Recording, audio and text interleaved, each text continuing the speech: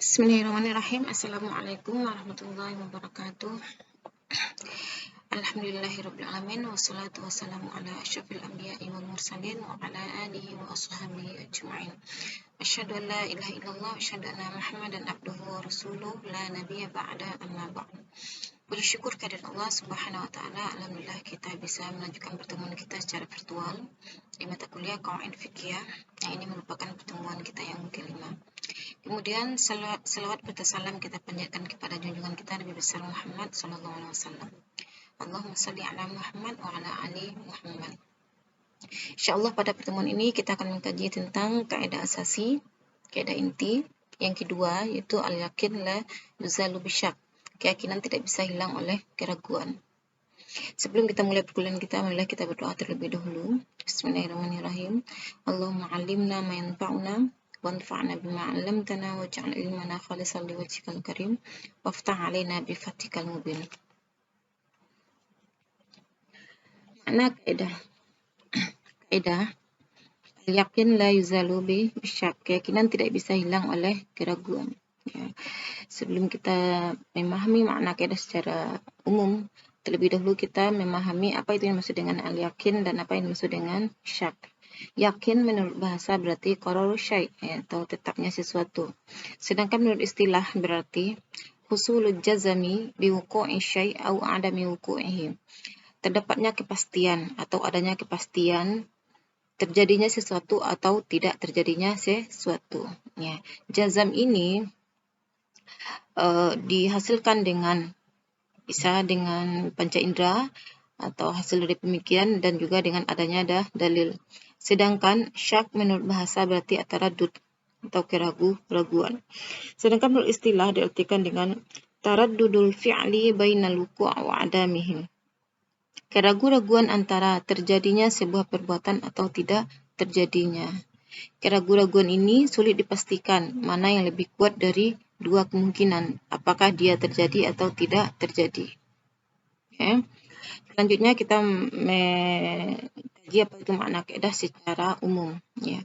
Anna syai' al-mutayaqqan la yazulu bisyak at-tari alaihi wa innama yazulu biyaqin mislih.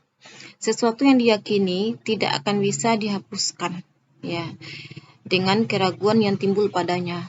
Ya, karena keyakinan hanya bisa dihilangkan dengan keyakinan yang serupa dengannya. Penjelasan, kaidah ini merupakan kaidah yang disepakati oleh jumhur ahli fikih dan jumhur usuliyun. Ya, jumhur usul fiqh ya. Imam Qarafi menyebutkan kaidah ini merupakan kaidah yang disepakati dan sesuatu yang dikeragui pada sesuatu dianggap sebagai sesuatu yang tidak ada. Jadi Imam Qarafi menyebutkan bahwasanya kaidah ini merupakan kaidah yang disepakati oleh semua ulama. Selanjutnya dalil kaidah. Ya, yang pertama, dalil dari Al-Qur'an kita dapatkan di surat Yunus ayat 36. A'udzubillahi minasyaitonirrajim. Wa ma yattabi'u aktsaruhum illa dhanna. Inna dhanna la yughni minal haqqi syai'a. Innallaha 'alimun bima yaf'alun. Ya. Dan kebanyakan mereka hanya mengikuti dugaan. Ya. Sesungguhnya dugaan itu tidak sedikit pun berguna untuk melawan kebenaran. Sungguh Allah Maha mengetahui apa yang mereka kerjakan. Ini dalil dari Al-Quran yang membatalkan sesuatu yang sifatnya zan ya atau syak di sini nih. Hadis Rasulullah ya an Abbad bin Tamim an ammihi annahu syaka ila Rasulillah sallallahu alaihi wasallam ar-rajul alladhi yukhayyalu ilayhi annahu yajid syai' fi salati faqala la yantaqil aw la yansarif hatta yasma' sautan aw yajid rihan. Ya, dari Abbad bin Tamim, ya dia menerima dari pamannya bahwa ia mengadu kepada Nabi SAW. Ada seorang laki-laki yang ia merasa seolah-olah mengeluarkan sesuatu ketika dia sholat. Rasulullah berkata, jangan ia berpaling atau jangan ia tinggalkan sholatnya hingga ia mendengar suara atau mencium bau. Jadi dari hadis ini sudah terlihat bahwasanya seseorang sholat dia tuh yakin bahwasanya dia sholat dalam keadaan bersuci. Ketika datang keraguan-raguan ya apakah keluar angin, maka apa kata Nabi? Dalam hal ini dia tidak boleh meninggalkan sholatnya, jangan berpaling dari sholatnya, atau jangan tinggalkan keyakinannya yang awal yang dia dalam keadaan suci dengan hanya keraguan-raguan hingga dia mendengar sebuah suara atau mendapatkan bau. Jadi dua tanda ini mengindikasikan seorang udah buang angin. Nah, ketika udah mendapatkan tanda ini, maka kata Nabi dia boleh meninggalkan sholatnya. Terus dalil yang ketiga dari hadis juga, idza wajada ahadukum fi batnihi syai'an fa ashkala alaihi akhraja minhu syai'am la fala yakhrujanna minal masjid hatta yasma' sautan aw yajid rihan. Apabila salah seorang kalian mendapatkan sesuatu di perutnya, ya, lalu timbul keraguan apakah sesuatu itu sudah keluar atau belum, maka jangan ia berpaling dari salat hingga ia mendengar suara atau mencium bau. Nah, ya. Jadi ini hampir hadisnya semakna dengan hadis sebelumnya ya. Jadi apabila seorang merasakan sesuatu di perutnya, tapi dia belum masih ragu-ragu apakah sesuatu itu udah keluar atau belum, maka dalam kondisi ini dia tetap berpegangan terhadap keyakinannya dia yang awal bahwasanya dia salat dalam keadaan bersuci. Kemudian dari lainnya Rasulullah SAW bersabda, idza syakka ahadukum fi sholatihi falam yadri kam shalla sulasan am arba'an falyatrah asyak wal yabni ala mastayqana. Ya, apabila salah seorang di antara kamu ragu dalam salatnya sehingga ia tidak mengetahui sudah berapa rakaat salat yang telah ia lakukan, 3 atau 4, maka hendaklah ia menghilangkan keraguannya dan memantapkan apa yang sebelumnya diyakininya.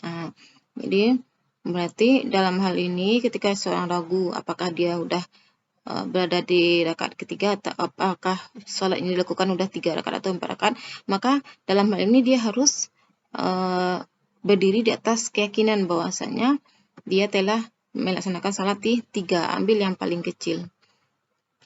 Kaidah ini merupakan kaidah inti yang menaungi bab fikih yang begitu banyak, mulai dari bab ibadah, muamalah, ukubah ya, pemberian sanksi dalam jinayat, tindak kriminalitas, dan permasalahan peradilan. Ya. Dari kaidah inti ini lahirlah kaidah-kaidah yang lebih kecil yang terambilkan dari kaidah ini. Ini yang kaidah kecil ini dipaparkan aja karena memang kita tidak mengkajinya lebih mendalam.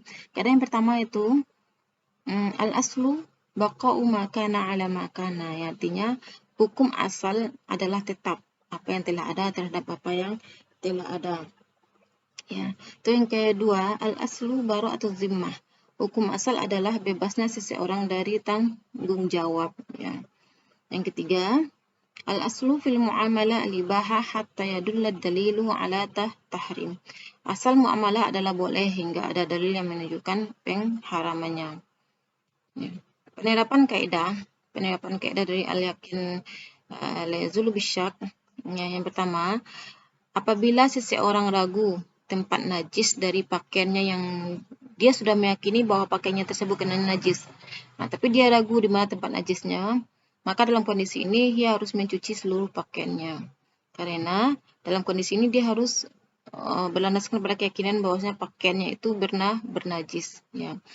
Yang kedua, apabila seseorang ragu apakah ia sudah melaksanakan sholat 3 atau 4 rakaat sebagaimana hadis tadi, maka dalam kondisi ini harus berlandaskan pada keyakinan awal bahwa sholat berada dalam tanggungannya. Berarti diambil pendapat yang sholatnya baru 3 rakaat, karena itu yang yakin. Apabila seseorang yang dalam keadaan berpuasa ragu apakah matahari sudah terbenam, maka dalam kondisi ini ia belum boleh berbuka puasa. Ya, karena yang asalnya apa? Yang asalnya asal keyakinan itu bahwasanya matahari belum terbenam. Jadi ketika dia ragu apakah sudah terbenam, berarti bina alal yakin. Dia harus berlandaskan pada keyakinan bahwasanya matahari belum terbenam. Oleh karena itu dia belum boleh berbuka. Yang keempat, wanita yang suaminya dipenjara. Ya. Tidak boleh dinikahi hingga diketahui dengan yakin bahwa suaminya sudah meninggal. Jadi misalnya ada seorang wanita yang dia ditinggal suaminya, di penjara puluhan tahun. Ya. Ketika suaminya tidak menceraikannya, maka dalam kondisi ini wanita ini belum boleh nikahi, ya. Karena yakinnya itu apa? Suaminya masih hidup. Dia baru boleh dinikahi ketika memang ada bukti bahwasanya suaminya sudah meninggal. Itu dikatakan keyakinan tersebut tidak bisa dihilangkan dengan keraguan. Jadi, mungkin saja suaminya sudah meninggal, itu tidak bisa. Tapi apa, al-yakin yuzalu bil yakin. Jadi keyakinan hanya dihilangkan oleh keyakinan. Awal yakin suaminya hidup, berarti keyakinan suami hidup harus dihilangkan atau bisa ditepis dengan keyakinan bahwa suaminya meninggal gitu. Yang kelima, apabila seseorang ragu meninggalnya pemberi waris, ya, maka dalam kondisi ini dia belum boleh membagikan warisannya. Ya, misalnya seorang nih yang akan memberikan warisan, ya, ragu, dia tidak diketahui keberadaannya, apakah dia masih hidup atau meninggal. Maka dalam kondisi ini belum boleh dibagikan warisannya karena hidupnya yang mutayakan, yang hidupnya yang awalnya itu diyakini, sedangkan meninggal, adanya indikasi dia meninggal itu masih sebuah keraguan yang belum ada buktinya. Jadi harta warisannya baru bisa dibagi ketika sudah ada bukti bahwasanya dia meninggal. Itulah materi kita hari ini. Semoga bermanfaat. Silahkan dilanjutkan dengan pertanyaan yang diajukan di grup WA. Kita tutup pertemuan kita ini dengan membacakan doa kafaratul majlis. Subhanakallahumma wa bihamdika asyhadu an la ilaha illa anta astaghfiruka wa atubu ilaik. Assalamualaikum warahmatullahi wabarakatuh.